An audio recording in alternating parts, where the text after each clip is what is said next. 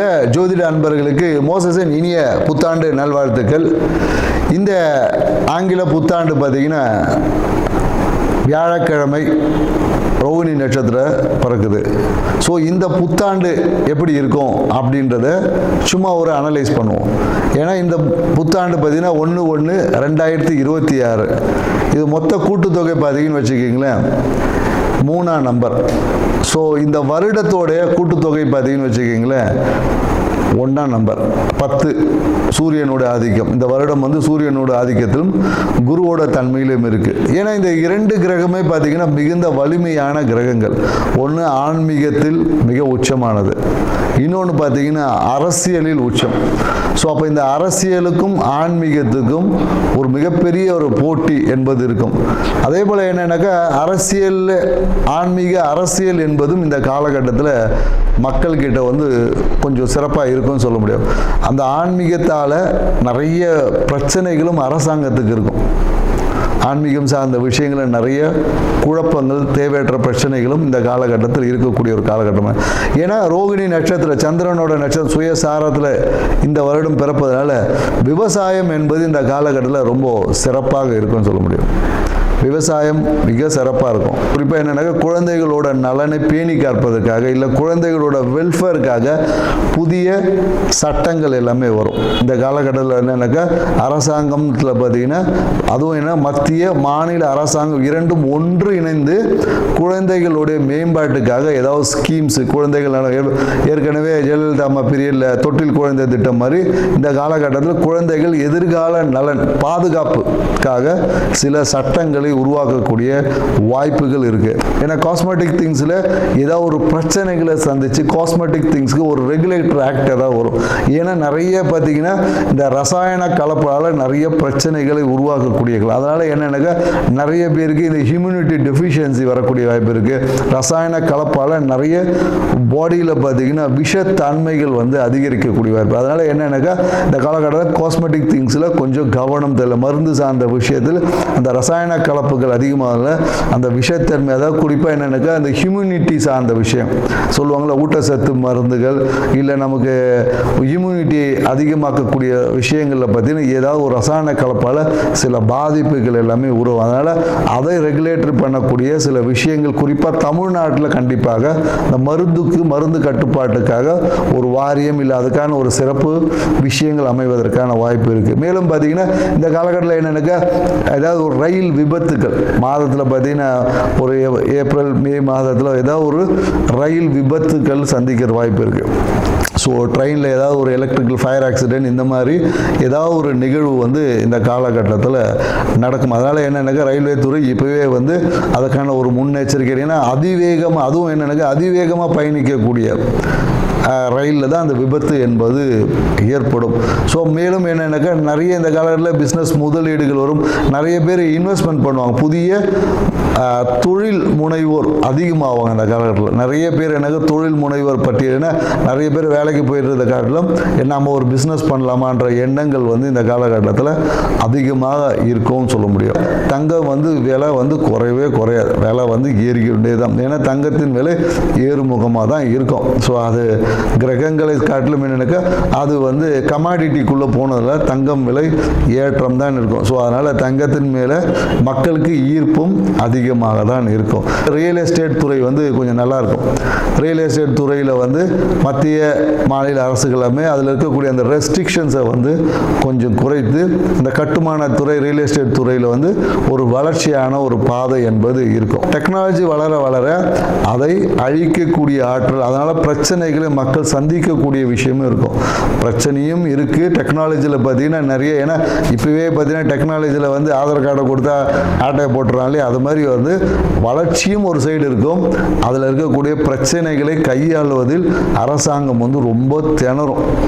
So அதனால் ஏன்னா நிறைய இந்த ஏடிஎம் கார்டு ஹேக்கிங் இந்த மாதிரியான நிறைய இந்த ஃப்ராடு திங்ஸ் வந்து இன்னும் வளர்ச்சி அடையும். அதை கட்டுப்படுத்துவதற்கு அரசாங்கம் நிறைய ரெகுலேட்டரி போட்டாலும் ஆனால் அந்த விஷயங்களை கட்டுப்படுத்த முடியாமல் அரசு சார்ந்த துறை வந்து ஏதாவது ஒரு சுணக்கமான விஷயம் கண்டிப்பாக இருக்கும்.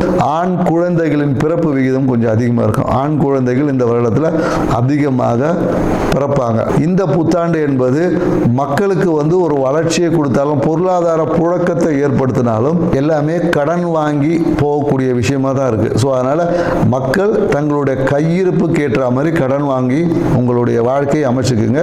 இந்த புத்தாண்டு ஒவ்வொரு ராசிக்கும் என்ன மாதிரியான பலன்களை கொடுக்க போகுதுன்றத ஒவ்வொரு ராசியை போவோம். வாங்க வீடியோக்குள்ள போகலாம். மிதுன ராசி அன்பர்களுக்கு மோசஸின் இனிய ஆங்கில புத்தாண்டு நல்வாழ்த்துக்கள்.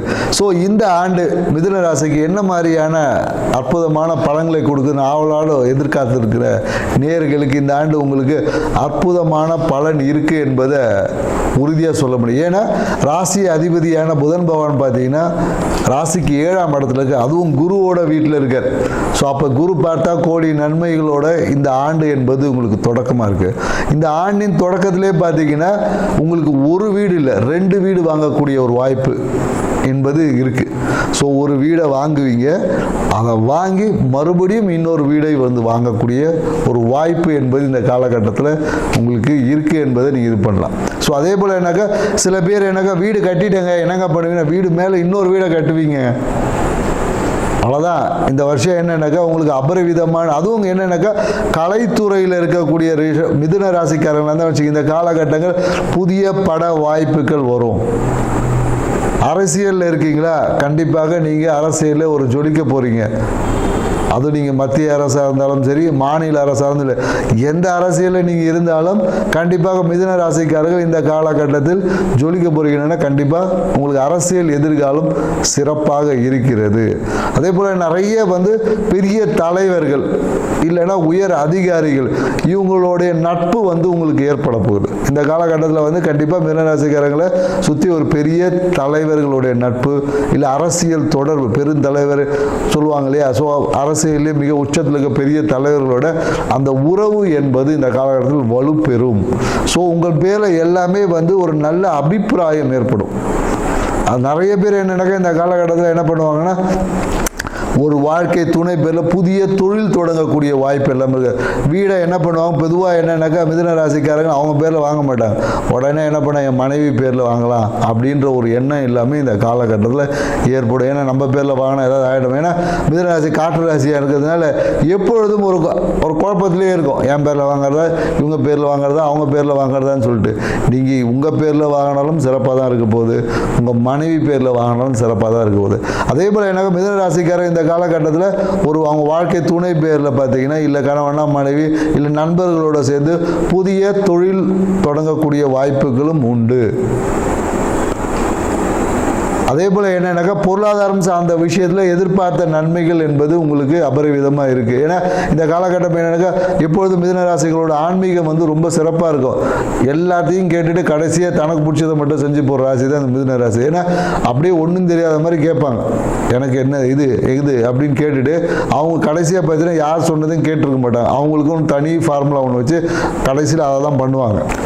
ஸோ அதனால தான் பார்த்தீங்கன்னா மிதுன ராசிகளுக்கு பெரும்பாலும் அறிவுரை கூறுவது என்பது டைம் வேஸ்ட் தான். ஸோ அதனால் என்னன்னாக்கா இந்த காலகட்டம் உங்கள் வாழ்வில் அபரிவிதமான நன்மைகளை ஏற்படுகிறது. ஏன்னா குடும்பத்தோட ஒரு வெளியூர் பயணம் என்பது இருக்குது, அடிக்கடி பயணங்கள் ஏற்படும்.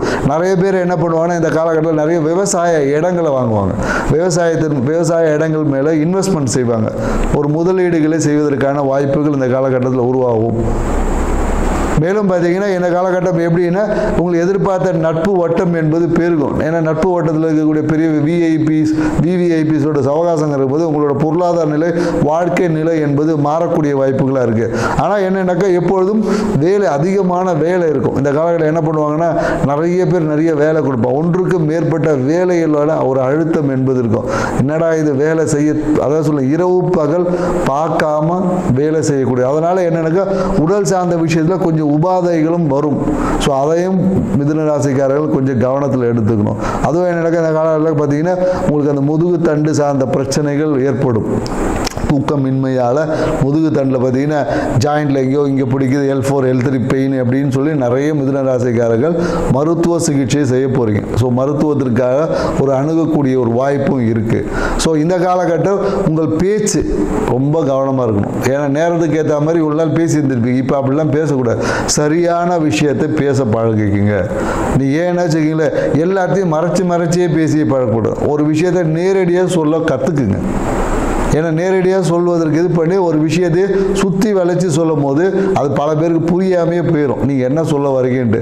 அதனாலேயே எங்களை என்னன்னாக்கா உங்களுடைய வருமானம், உங்களுக்கு கிடைக்க வேண்டிய வருமானத்தை இழக்கக்கூடிய சூழல் வந்துடும். ஏதோ ஒரு சொல்கிறாரு அப்படின்னு சொல்லி உங்களோட பேச்சுக்கு முக்கியத்துவம் குறைஞ்சு போயிடும். ஸோ அதனால் என்னன்னாக்கா பேசக்கூடிய விஷயங்களில் வித்து பாயிண்டோடு பேசுங்க. சும்மா அப்படியே அடித்து விட்டுட்டு போகக்கூடாது. ஸோ அதனால் பாயிண்டடாக பேசும்போது அது கவனிக்கப்படும். எப்பொழுது உங்கள் வார்த்தை என்பது கவனிக்கப்படுகிறதோ அப்போ அதுக்கு ஒரு முக்கியத்துவம் கிடைக்கும். அப்போ உங்கள் வார்த்தைக்கு ஒரு வேல்யூஸ் கிடைக்கும். ஸோ இந்த காலகட்டம் என்ன பண்ணுவீங்கன்னா போனதை பற்றியே பேசிகிட்டு இருப்பாங்க. நிறைய விஷயங்கள் இழந்த விஷயத்தையே பேசிகிட்டு இருக்கக்கூடிய ஒரு ஆண்டாக தான் இருக்குது. அதனால் என்னென்னாக்கா இழந்ததை இழந்தது, கடந்தது கடந்தது, இனி நடக்க போகிற விஷயங்களை பேசுங்க அப்படின்னு தான் சொல்லுவோம். ஸோ நடக்க போகிற விஷயம், எதிர்கால விஷயங்களை பேச பழகினீங்கன்னு வச்சுங்க, இந்த வருடம் உங்களுக்கு அதிர்ஷ்டத்தை அள்ளிக்கு கொடுக்கக்கூடிய வருடமாக இருக்கும். ஸோ இந்த காலகட்டத்தில் இவ்வளோ விஷயம் இருக்குது, இதுக்கு நான் என்ன பண்ணலாம் அப்படின்னு ஒன்று இருக்கு இல்லையா, என்ன செய்யக்கூடாது என்பதும் இருக்குது. எதை செய்யணும் எதை செய்யணும். ஏன்னா பார்த்தீங்கன்னா ராசியிலேயே பார்த்தீங்கன்னா குரு பகவான் இருக்கார். அப்போ என்னன்னாக்கா எல்லா சுற்றி இருக்க எல்லா விஷயமும் சுகமாக இருந்தாலும் உங்களுக்கு மறைமுகமான ஒரு பொருளாதாரம் சார்ந்த ஒரு அழுத்தம் இருந்துக்கிட்டே இருக்கும். ஆன்மீகம் சார்ந்த அழுத்தம். ஏன்னா டெய்லி ஒரு பூஜை பண்ணிட்டு இருந்திருப்பீங்க, அதெல்லாம் இப்போ செய்ய முடியாது. ஏன்னா வேலை அவ்வளோ இருக்குது. இந்த நேரத்தில் எங்கே போய் பூஜை செய்கிறது? ஸோ அது எல்லாமே ஏதோ ஒரு அழுத்தம் இருக்கும். பூஜை செய்ய முடியாது. உங்களுடைய குறித்த வேலைகளை, குறிப்பிட்ட வேலைகளை சரியான முறைக்கு சாப்பிட்றதுக்கு கூட டைம் இருக்காது. ஸோ அதனால் இந்த விஷயம் எல்லாமே கிரகத்தோட இது எல்லாமே இந்த ஜூன் மாதத்துக்கு அப்புறம் மாறப்போகுது. அதனால் என்னென்னாக்கா இந்த காலகட்டம் நீங்கள் நல்ல ஒரு ஷெடியூல் போட்டு வேலை செய்யணும். வேலை செய்வதையே ஒரு ஷெடியூல் போட்டு வேலை செஞ்சீங்கன்னா நீங்கள் செய்யக்கூடிய வேலைக்கான ஒரு அங்கீகாரம் கிடைக்கும். ப்ரொமோஷன் எதிர்பார்க்கக்கூடியவங்களுக்கு எல்லாமே இந்த காலகட்டத்தில், ஏன்னா உங்கள் கம்பெனியோட ஓனரோட பழக்கமே கிடைக்க போகுது. அப்போ டக்குன்னு ஒரு ப்ரொமோஷன் என்பது உங்களுக்கு நண்பர்கள் மூலம் ஒரு ரெக்கமெண்டேஷன் மூலமா வந்துடும். இல்லை அரசியல்வாதிகளோட ரெக்கமெண்டேஷனாக நீங்கள் இருக்கக்கூடிய துறைகளில் ஒரு அரசியல்வாதி டக்குன்னு சொல்லுவாங்க, அப்போ நம்ம வேண்டப்பட்டு போட்டு விடு அப்படின்னு டக்குன்னு போட்டு ப்ரொமோஷன் வந்துடும். ஸோ இது எல்லாமே இந்த காலகட்டத்தில் உங்களுக்கு நடக்க போகுது. ஸோ இதுக்கான தகுதியை நீங்கள் வளர்த்துக்கணும். அதுதான் விஷயம். ஏன்னா நமக்கு பிரபஞ்சம், இயற்கையும் இறைவனும் கொடுக்க தயாராக அந்த ஆற்றலை நம்ம வளர்த்துக்கும் போது நமக்கு அது முழுமையாக கிடைக்கும். இல்லைன்னா அந்த மழை தண்ணி அப்படியே சாரல் அடிச்சுட்டு போன மாதிரி ஏதோ ஒன்று கிடைக்கும். அப்புறமா நீங்கள் என்ன சொல்லுவீங்க, ஜோசியக்காரர் நிறைய சொன்னார் ஆனால் ஒன்றும் கிடைக்கல அப்படின்னு. ஏன்னா இது எல்லாருமே ஆண்டு பலனை பார்த்து புலம்புற விஷயம் தான். ஆனால் என்னென்னாக்கா நாம் சொல்லக்கூடிய அந்த பெறக்கூடிய ஆற்றலை வளர்த்துக்கணும். அதுக்கு தான் நம்ம சொல்லுவோம், சில ஆன்மீக பரிகாரங்களை சொல்கிறோம். அந்த ஆன்மீக பரிகாரம், இறை வழிபாடுகளை செய்யும் போது உங்களுடைய அந்த பெறக்கூடிய ஆற்றல் என்பதுக்கும் பெருகும். ஸோ அதனால் என்னென்னாக்கா இந்த காலகட்டத்தில் நீங்கள் என்ன பண்ணலாம் அப்படின்னு பார்த்தீங்கன்னா குரு வழிபாடு செய்வது உங்களுக்கு சிறந்த. அதுவும் குறிப்பாக என்னென்னாக்கா நீங்கள் அனுமன் வழிபாடு செய்யலாம். ஆஞ்சநேயர் கோயிலுக்கு போயிட்டு நீங்கள் அங்கே இருக்கக்கூடிய குழந்தைகளுக்கு, அங்கே வரக்கூடிய குழந்தைகளுக்கு நீங்கள் என்ன பண்ணலான்னா நல்ல ஒரு ஸ்வீட் கொடுக்கலாம். இனிப்பு சார்ந்த விஷயங்களை தானமாக கொடுக்கலாம். அங்கே போய் நெய் தானம் பண்ணலாம். நெய் இல்லையா? ஸோ ஆஞ்சநேயர் கோயில் போய் விளக்கேறி ஒரு நெய் தானத்தை பண்ணுங்கள். அங்கே இருக்க ஒரு இனிப்பு பொருள், குழந்தைகளுக்கு ஒரு இனிப்பு சாக்லேட் வாங்கி கொடுத்து பாருங்கள். உங்கள் வாழ்க்கை பெரிய மகிழ்ச்சிக்குள்ளே போயிடுங்க. ஏன்னா என்னென்னாக்கா உங்களுக்கு பெரிய பிரச்சனையே என்னென்னாக்கா நிறைய விஷயங்களை யோசிச்சு சரியாக தூங்க மாட்டேன்றீங்க. ஸோ அதனால் பார்த்தீங்கன்னா உங்களுக்கு நிறைய இந்த என்னக்கா இந்த அலர்ஜின்னு சொல்லக்கூடிய விஷயங்கள், அதுவும் குறிப்பாக என்னென்னாக்கா இந்த ஹார்மோனல் இன்பேலன்சிங் பிரச்சனை வந்துடும். தூக்கமின்மையால் தான் அந்த ஹார்மோனல் இன்பேலன்சிங் வருது என்பதை உங்களுக்கு நான் சொல்கிறோம். ஸோ அதனால் என்னென்னாக்கா இந்த அழகு சாதனம், ஏன்னா எப்போதும் உங்கள் மனம் எப்படின்னாக்கா மனசு என்ன ரொம்ப கவர்ச்சியை விரும்பும். கவர்ச்சியமாக ஒரு கலர்ஃபுல்லான ஃபுட்டு, நல்ல ஒரு சுத்த சைவ ஹோட்டலில் போய் தான் சாப்பிடுவாங்க. ஸோ இந்த மாதிரியான ஹை வெஜிடேரியன் திங்ஸ் அப்படின்னு சொல்லக்கூடிய அந்த மாதிரியான சுத்த சைவம், சுத்த ஹைஜீனிக் அப்படின்னு சொல்லக்கூடிய இந்த மாதிரியான விஷயங்களை அதிகப்படியான பார்த்துக்கிட்டே இருப்பீங்க. அதனாலேயே என்னென்னாக்கா ரொம்ப ஹைஜீனிக்காக பார்க்கும்போது என்னென்னாக்கா யார் ஹைஜீனிக்காக பார்ப்பாங்கன்னா யாரோட உடம்புல நோய் எதிர்ப்பு தன்மை குறைகிறதோ அவங்க தான் ரொம்ப ஹைஜீனிக் உணவுகளை விரும்பி சாப்பிடுவாங்க. ஏன்னா அவங்க உடம்புல நோய் எதிர்ப்பு தன்மை குறைவாக இருக்குது. அப்போ ஏதாவது ஒரு ஃபுட்டை சாப்பிட்டோன்னா அவங்களுக்கு பிரச்சனை உருவாயிடும். இவங்க உடனே என்ன சொல்லுவாங்கன்னா, எனக்கு அந்த ஹோட்டலில் சாப்பிட்டா செட் ஆகாது அப்படின்னு சொல்லுவாங்க. ஆனால் உண்மையாகவே என்னென்னாக்கா உங்கள் உடம்பில் நோய் எதிர்ப்பு தன்மை குறைவாக உள்ளது என்பதை புரிஞ்சுக்கணும். ஸோ இதுக்கு தான் நம்ம சொல்லுவோம். அப்போ நோய் எதிர்ப்பு தன்மையை நீங்கள் அதிகரிக்கணும். அப்போ நோய் எதிர்ப்பு தன்மையை அதிகரிக்கணும்னு யாரை வழிபடலாம்? இருக்கவே இருக்க. நம்ம முருகர் வழிபாடை கையில் எடுங்க, சுப்பிரமணியர் வழிபாடை செஞ்சு பாருங்கள். உங்கள் வாழ்க்கை இந்த ஆண்டு அதிர்ஷ்ட நிறந்தான் மாறும். செஞ்சு பாருங்கள். நன்றி, வணக்கம்.